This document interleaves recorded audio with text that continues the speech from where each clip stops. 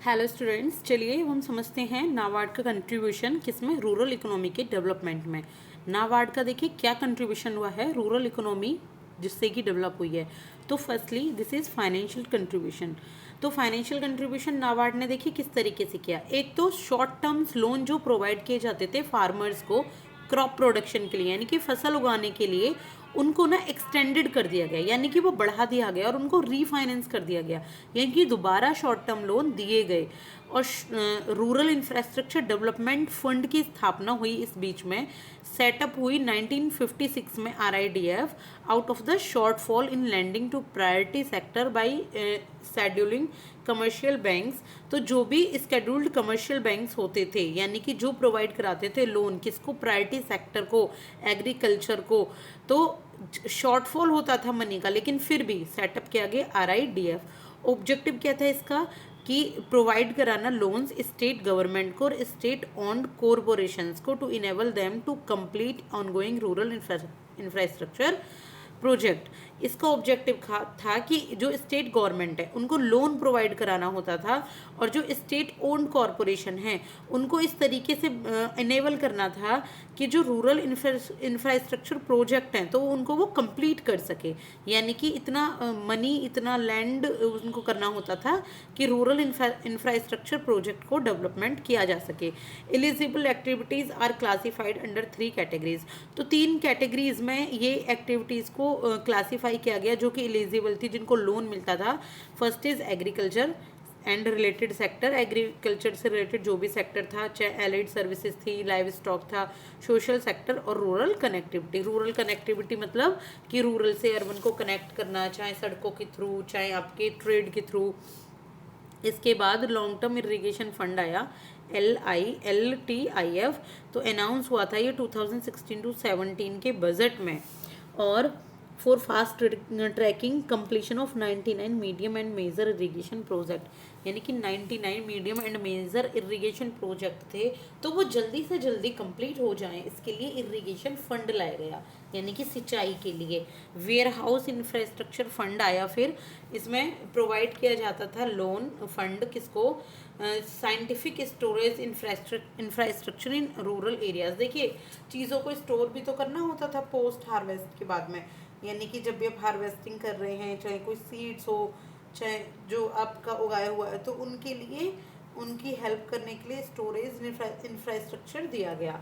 इसके बाद food processing fund आया, providing affordable credit for setting up of designated food parks notified by MOFPI।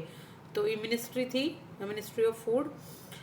तो इन्होंने क्या किया, अफोर्डेबल क्रेडिट दिया किस सेट करने के लिए फूड पार्क्स को। तो ये फूड प्रोसेसिंग फंड किसके थ्रू आया, नाबार्ड के थ्रू। तो नाबार्ड का था ये फाइनेंशियल कंट्रीब्यूशन।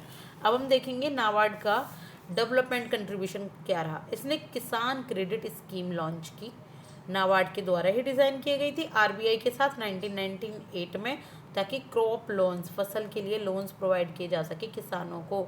और ये किसके द्वारा लॉन्च की गई, SHG के द्वारा, SHG बैंक लिंकेज प्रोग्राम के द्वारा।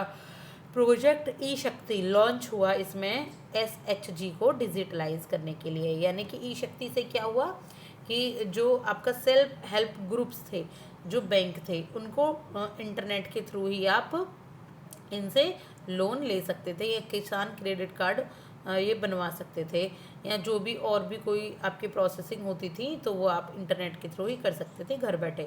इसके बाद सुपरवाइजरी फंक्शन था नाबार्ड का।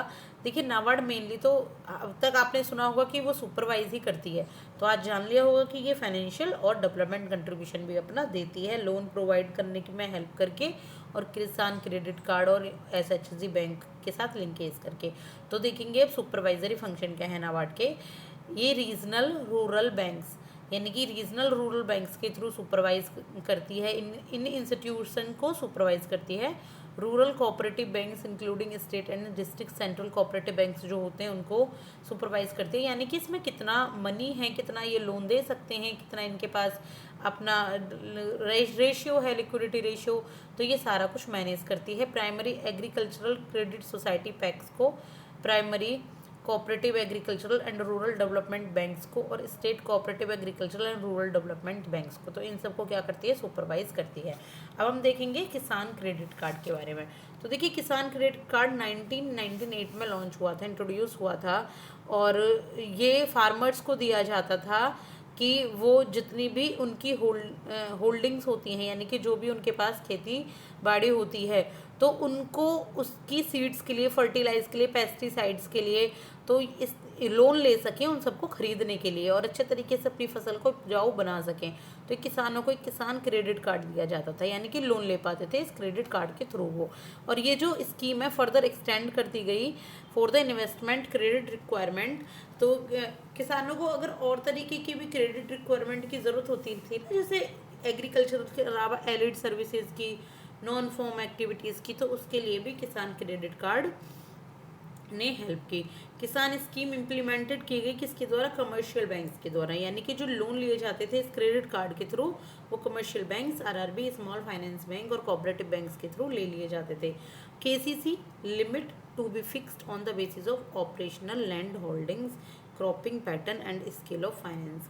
जो केसीसी लिमिट है, यानी कि किसान क्रेडिट कार्ड की जो लिमिट है वो फिक्स होती थी ऑपरेशनल लैंड होल्डिंग के according, cropping pattern and scale of finance. यानी कि क्रॉपिंग पैटर्न क्या है, क्या बो रहे हैं, कहाँ पर कितना यील्ड है, कितनी उससे फसल उगनी है, कितना प्रॉफिट होना है, तो उसके अकॉर्डिंग ये केसीसी की एक लिमिट थी किसान क्रेडिट कार्ड की। तो ये नहीं है कि आप लिमिट से बाहर लोन ले सकते हैं, एक लिमिट होती थी लोन लेने की। जो ये स्कीम है, the scheme aims to provide timely and adequate credit for the various purposes. तो ये स्कीम, इस स्कीम में क्या था, ये टाइमली और एडिक्वेट क्रेडिट प्रोवाइड कराती थी वेरियस पर्पजेज के लिए। तो हम समझ लेते हैं वो पर्पजेज कौन से हैं। देखिए, to meet the short term credit requirement for cultivation of crops, यानी कि जब भी क्रॉप्स का कल्टीवेशन किया जाता था, क्रॉप को उगाया जाता था, तो शॉर्ट टर्म जो भी क्रेडिट रिक्वायरमेंट होती थी उनको मीट करते थे इस लोन के थ्रू, किसान क्रेडिट कार्ड के थ्रू। पोस्ट हार्वेस्ट एक्सपेंसेस, यानी कि जब भी आप फसल को काट लेते हैं और उसके बाद जो भी खर्चे आते हैं उसके, तो उसमें हेल्प करते थे। Produce marketing loan, marketing loan को प्रोड्यूस करने में।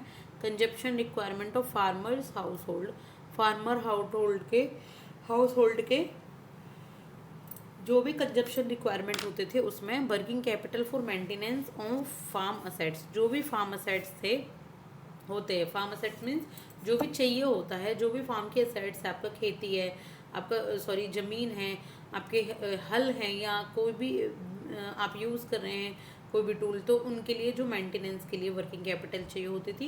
Investment credit requirement for agriculture and allied services के लिए जो भी इन्वेस्टमेंट चाहिए होती, तो किसान क्रेडिट कार्ड स्कीम एलिजिबल थी किसके लिए, फार्मर्स के लिए, एग्रीकल्चर के लिए और animal husbandry and fisheries sector के लिए। इसके बाद आई 2006 में इंटरेस्ट सबवेंशन स्कीम, ISS। इसका क्या रोल था, ये इंश्योर करता था कि फार्मर्स के पास एक मिनिमम इंटरेस्ट रेट हो बैंक को देने के लिए, यानी कि फार्मर ज़्यादा इंटरेस्ट रेट ना दे बैंक को, ये एक इंटरेस्ट रेट डिसाइड करते थे। तो गवर्नमेंट ऑफ इंडिया ने इंट्रोड्यूस किया था ISS को, ताकि बैंक भी ज़्यादा इंटरेस्ट ना ले फार्मर से, और इसको रिनेम कर दिया गया, इनकी नाम बदल दिया इसका, modified interest subvention scheme miss के नाम से। इस स्कीम में जो शॉर्ट टर्म एग्रीकल्चरल लोन होते थे 3 लाख तक के कौन से शॉर्ट टर्म एग्रीकल्चरल लोन होते थे, वो अवेलेबल होते थे फार्मर्स के लिए जो इंगेज होते थे फार्मर्स एग्रीकल्चर और अदर एलिड सर्विसेज में, चाहे वो एनिमल हस्बेंड्री हो, चाहे डेयरिंग हो, चाहे फिशरीज हो। तो उनको 7% पर एनम के हिसाब से क्या देना होता था, लोन। कितना, 7% पर एनम के हिसाब से लोन, और कुछ एडिशनल 3% की सबवेंशन भी फार्मर्स को दी जाती थी, यानी कि ये किसान को पे नहीं करने होते थे। तो ये किसान को बस जो पे करना होता था वो 4% ही करना होता था, तो 3% की इसमें छूट मिलती थी। गवर्नमेंट ऑफ इंडिया प्रोवाइड करती थी इंटरेस्ट सबवेंशन किसको, फाइनेंशियल इंस्टीट्यूशंस को, ताकि जो सपोर्ट है ये 100% फंडेड था सेंटर के द्वारा, और ये सेकंड लार्जेस्ट स्कीम थी as per the budget outlay and coverage of beneficiaries. तो सिर्फ 4% किसान देता था, बाकी 3% क्या करती थी, गवर्नमेंट देती थी। एज अ DRNs अलाउंस कह सकते हैं आप, इसके तो डायरेक्ट एग्रीकल्चरल क्रेडिट देती थी as percentage of agricultural GDP at current price पर। तो ये आप समझ सकते हैं इसको। और इसके बाद इंपॉर्टेंट फाइंडिंग्स भी हैं फार्म क्रेडिट की, आरबीआई वर्किंग कैपिटल रिपोर्ट। तो वर्किंग कैपिटल रिपोर्ट ये चलो मैं आपकी नेक्स्ट वीडियो में कंप्लीट करती हूँ। तो इससे पहले मैंने और भी पार्ट्स के अपलोड कर दिए गए हैं, आप उनको देख लीजिएगा। अभी चैप्टर नंबर 13 चल रहा है, पल्सरियंस इकोनॉमी फॉर यूपीएससी। अगर आपको थोड़ी सी भी पसंद आई और आपकी हेल्प हुई हो तो प्लीज़ लाइक कीजिए एंड सब्सक्राइब कीजिए। Thank you so much.